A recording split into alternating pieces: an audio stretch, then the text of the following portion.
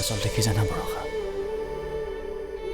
কোনো পুৰুষৰে অধিকাৰ নাই ঘৈণীয়েকক ঘৰৰ পৰা উলিয়াই দিয়াৰ, কাৰণ স্বামীৰ ঘৰখনত তাইৰো সমানে অধিকাৰ থাকে। মোক আশীৰ্বাদ নিদিলেও মোৰ গৰ্ভত থকা সন্তানটিক আশীৰ্বাদ দিয়ক দেউতা।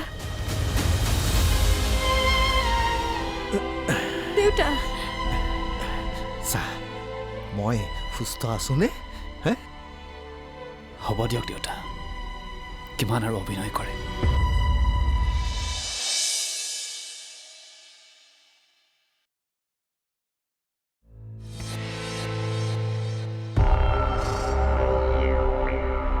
কি ফাল্টু চাহ বনাইছ? চেনি, চাহপাত, গাখীৰ একো ভালকৈ মিক্স হোৱা নাই। নেক্সট টাইম এনেকুৱা চাহ বনালে তোৰ দোকান বন্ধ কৰি দিম। চিনি পোৱা নাই মোক? ভালকৈ চাহ বনাই খোৱাবি, তেতিয়াহে।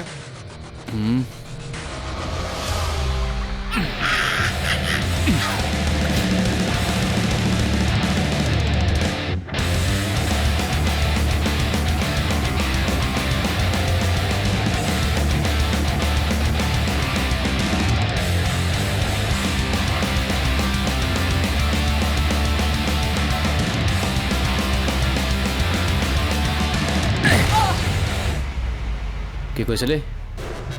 জাৰজ সন্তান, জাৰজ সন্তান, পাপৰ ফল।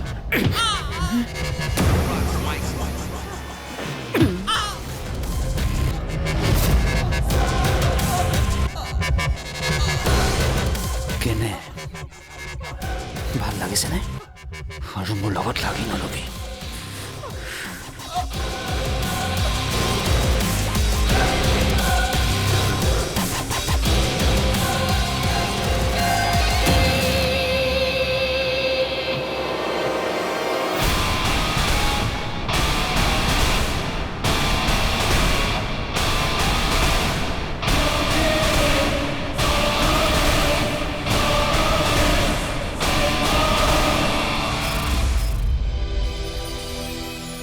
এই গোটেইখিনি শেষ কৰিব লাগিব, অলপহে আছে।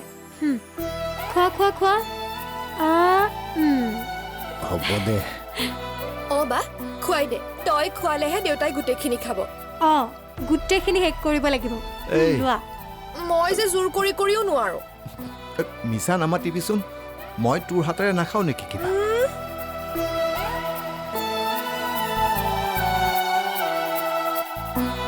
হ'ব দে, হ'ব।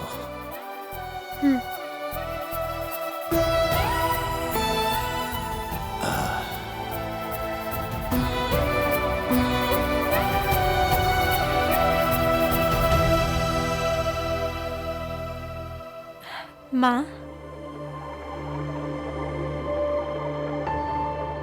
তোৰ ভাল খবৰটো মই আজিহে গম পালো। নিজৰ যত্ন ল'বি। মাক হোৱাৰ অনুভৱেই সুকীয়া। এই অনুভৱৰ কাৰণে মই যে কিমান বছৰ অপেক্ষা কৰিবলগীয়া হ'ল। তইতো মোক কেতিয়াও ক্ষমা কৰি নিদিয়, কিন্তু তই ঘৰলৈ অহাটো বাদ নিদিবি। মোৰ কাৰণে নহয়, দেউতাৰ আৰু ৰদালিৰ কাৰণে। মা নাকান্দিবাচোন।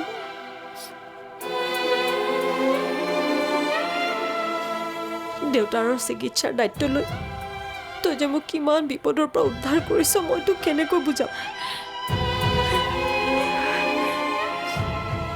সেয়া উপকাৰ কেনেকৈ হ'ব পাৰে মা? সেয়া আমাৰ দায়িত্ব। তইতো তোৰ দায়িত্ব পালন কৰি আহিছ, কেৱল মইহে তোক আজিলৈকে নুবুজিলো। মা নাকান্দিবাচোন।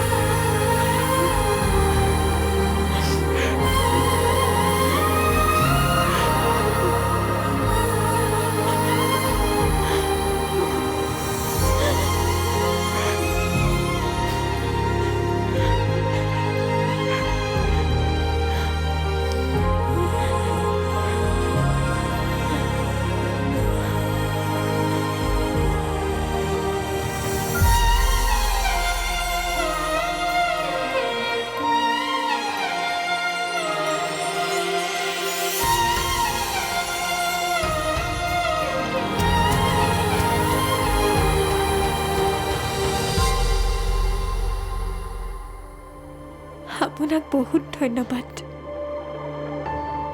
আপোনাৰ বাবে মই এনেকুৱা এটা পৰিয়াল পাইছোঁ। জানে খুৰা, আজি প্ৰথমবাৰৰ বাবে মায়ে মোক কিমান মৰম কৰিছে। লাহে লাহে সকলো ঠিক হ'ব ধৰিছে। দেউতাও সুস্থ হৈ উঠিব, মোৰ বিশ্বাস আছে। কাৰণ চিকিৎসাৰ সকলো দায়িত্ব ৰুদ্ৰই লৈছে। তোমাৰ এই সুখ দেখি মোৰ বৰ ভাল লাগিছে বৰ্ষা। আৰু তুমি মোক ধন্যবাদ দিব নালাগে। মই যি কৰিছোঁ সেয়া মোৰ দায়িত্ব আছিল।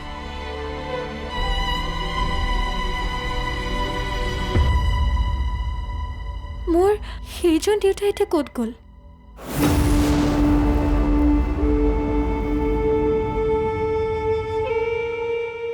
তেওঁ য'তেই আছে কুশলে আছে বৰ্ষা। আৰু এটা কথা বৰ্ষা,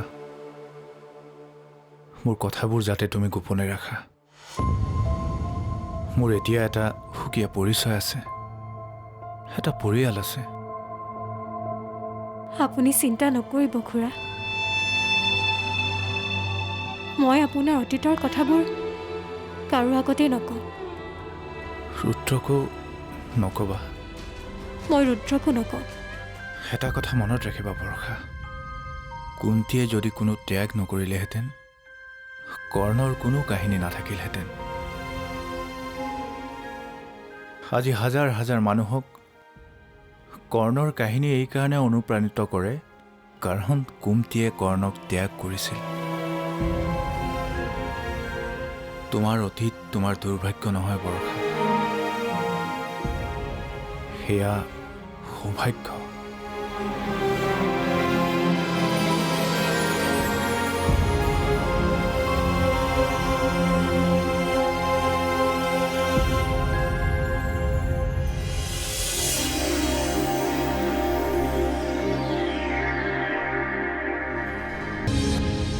দেউতা, মোৰ ল'ৰা বহুত ভাল। তুমি চিন্তা নকৰিবা, সি একেটা ভুলকে দুবাৰ নকৰে। অৱশ্যে তাৰ কিছুমান দুৰ্বলতা নথকা নহয়। কেতিয়াবা কেতিয়াবা ভুল শুদ্ধৰ সিদ্ধান্ত সি ল'ব নোৱাৰা হয়, আৱেগ নিয়ন্ত্ৰণ কৰিব নোৱাৰা হয়। এইখিনি কথাত তুমি তাক নজৰ দিবা। যদি এই স্বভাৱ সি নাইকিয়া কৰিব পাৰে, তাতকৈ ভাল স্বামী আৰু কোনো হ'ব নোৱাৰে। তুমি তাক ক'বা, বুঢ়া হৈ আহিছোঁ মই, এতিয়া আৰু মই তাৰ দৰে সমানে দৌৰিব নোৱাৰোঁ। ব্যৱসায় বাণিজ্য সকলোবোৰ তাক গতাই দিম। মই ঘৰতেই থাকিম। আৰু এনেওতো কিছুদিন পিছত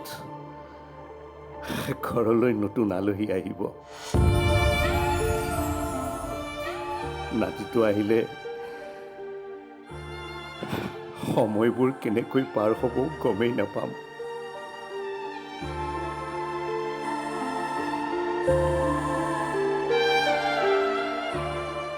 ঈশ্বৰে তোমাৰ মংগল কৰক।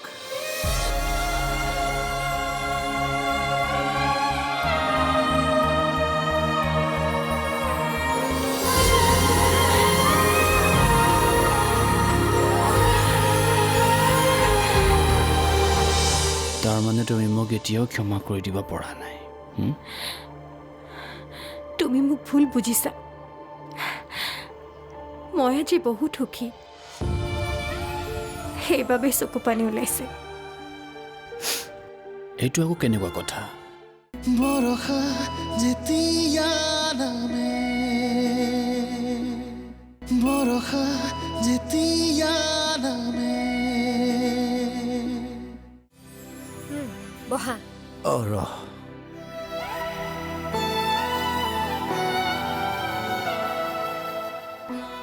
মই বৰ সৌভাগ্যৱান বুজিছ। মোৰ দৰে সম্পূৰ্ণ জীৱন এটা কিমানে পাইছে। তহঁত দুজনীৰ দৰে ছোৱালী আছে, ৰুদ্ৰৰ দৰে জোঁৱাই আছে। অহংকাৰ কৰি ক'ব পাৰিম মই মানুহক। দেউতা আজি ভিনদৈ ফোন কৰিছিলে, কাইলৈ আমি যাব লাগিব। ক'লৈ? মুম্বাই। মুম্বাই? ভালে হ'ব দে, ফ্ৰীতে ফুৰি আহিমগে মুম্বাই। বৰ ফুটনি তাৰ, ঠিকছে পইচা খৰচ কৰিবি তাৰ।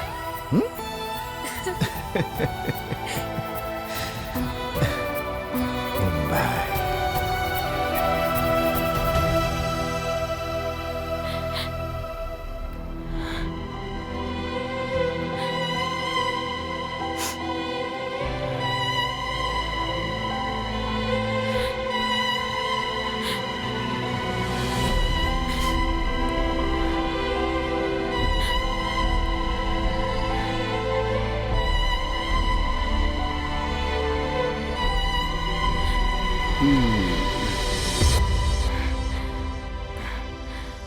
কি হ'ল বৰষা, কান্দিছা কিয়?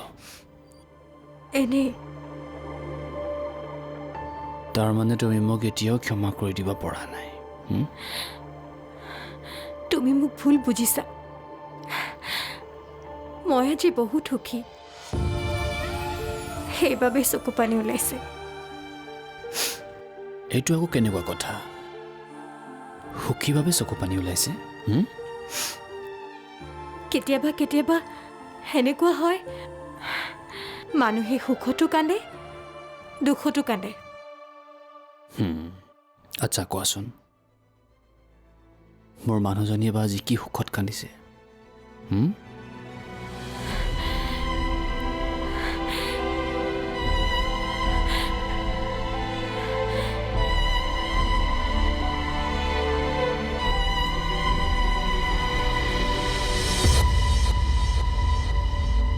সৰুৰে পৰা মাৰ মৰমৰ আকুলো আছিলোঁ, কিন্তু মাৰ মৰম মোৰ ভাগ্যত নাছিল।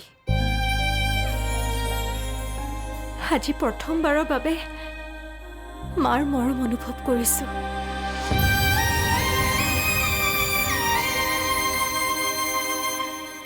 তুমি জানা, সৰুতে যেতিয়া মায়ে ৰদালিক মৰম কৰি থকা দেখিছিলোঁ, ময়ো ওচৰত গৈ থিয় হৈছিলোঁ। কিজানিবা মৰম কৰি, কিন্তু গালি সপনিৰ বাদে মাৰ পৰা একোৱেই পোৱা নাছিলোঁ। বহুত দুখ পাইছিলোঁ তেতিয়া মনত। যেতিয়া ডাঙৰ হ'লোঁ, তেতিয়া নিজকে বুজালোঁ, মোৰ ভাগ্যত মাৰ মৰম নাই। কিন্তু আজি যেতিয়া মাৰ পৰা মৰম পালোঁ, মোৰ জীৱনৰ আটাইবোৰ দুখ নাইকিয়া হৈ গ'ল। আৰু এটা কথা, মই এই কাৰণে সুখী, তুমি আজি যিবোৰ কথা মোৰ দেউতাক ক'লা, সেয়া সকলো জোৱাইকে নিজৰ শহুৰক ক'ব নোৱাৰে। তুমি যেতিয়া কৈছিলা মই আপোনাৰ ল'ৰা বুলি, দেউতা আৱেগিক হৈ পৰিছিল। দেউতাৰ চকুত মই ধৰিব পাৰিছিলোঁ। সেই কথাষাৰে দেউতাৰ মনত কিমান যে সুখ দিছে। সেই ঠাইত পুলিচ কেনেকৈ আহিল? পুলিচে কেনেকৈ গম পালে গুৰু তাত আহিব বুলি? মই কেনেকৈ জানিম? মই থৈ না খবৰ দিছোঁ। বৰষা যেতিয়া নামে, বৰষা যেতিয়া নামে।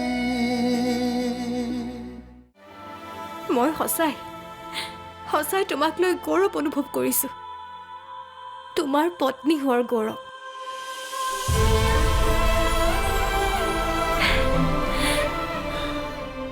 ময়ো আজি বহুত সুখী তোমাৰ সুখত।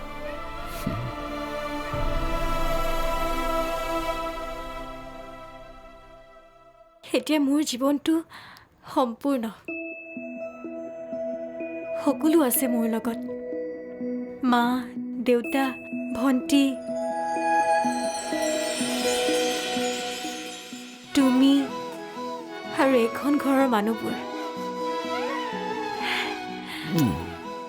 আৰু এজন সদস্যৰ কথা তুমি পাহৰিলে আমাৰ আহিবলগীয়া সন্তানটো এতিয়া মোৰ দায়িত্ব বাঢ়িল বাপেক হ'ব ওলাইছোঁ এনেকৈ থাকিলে নহ'ব নহয় নিজকে সলনি কৰিব লাগিব সলনি কিয় দেখা নাই মোৰ খংটো মই নিবিচাৰোঁ মোৰ সন্তানো মোৰ দৰে খঙাল হওক আমাৰ সন্তানৰ গাত মোৰ আৰু তোমাৰ ভাল গুণবোৰ থাকিব লাগিব কিন্তু ৰুদ্ৰ সলনি হ'লে যে মোৰ ভাল নালাগিব কিয় কাৰণ ৰুদ্ৰৰ ষ্টাইল মোৰ ভাল লাগে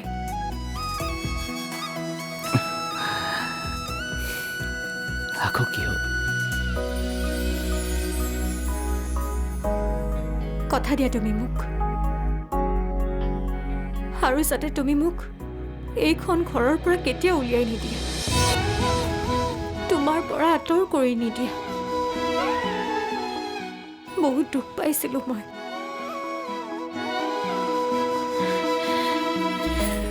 কথা দিলোঁ পৰিস্থিতি যিয়েই নহওক কিয় সদায় তোমাৰ লগত থাকিম কেতিয়াও ভুল নবুজো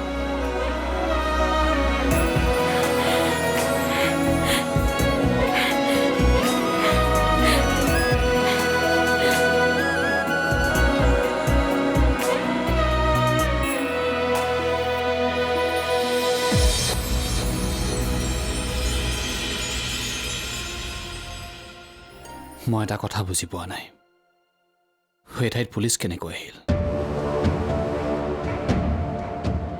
পুলিচে কেনেকৈ গম পালে গুৰু তাত আহিব বুলি মই কেনেকৈ জানিম মই থৈ না খবৰ দিছোঁ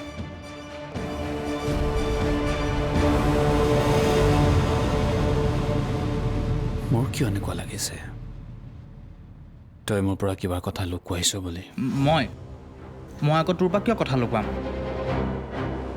কি জানো নব নাজানো মই একো নাজানো মিছা নকবি মোৰ খং উঠিব লাগিলে কিন্তু দিগদাৰ আছে মই সঁচাকৈ কৈছোঁ মই একো নাজানো মই এটা কাম কৰোঁ মই গৈ থাকোঁ নহ'লে আদিকো লগ কৰাৰ কথা আছিল নব পলাইছ কিয় মোৰ পৰা পলোৱা নাই আদিক লগ কৰিম ভাবিছিলোঁ চা বৰষাৰ দেউতাক ঢুকাইছে সিমান সৰু ঘটনা হোৱা নাই কি জানো ক মই তাক কৈছিলোঁ সি মোৰ কথা নুশুনিলে কোন আদিয়েহে ফোন কৰি দিলে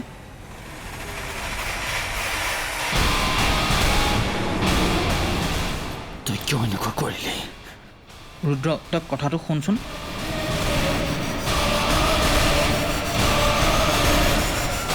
ৰুদ্ৰ তই কথাটো শুনিতো ল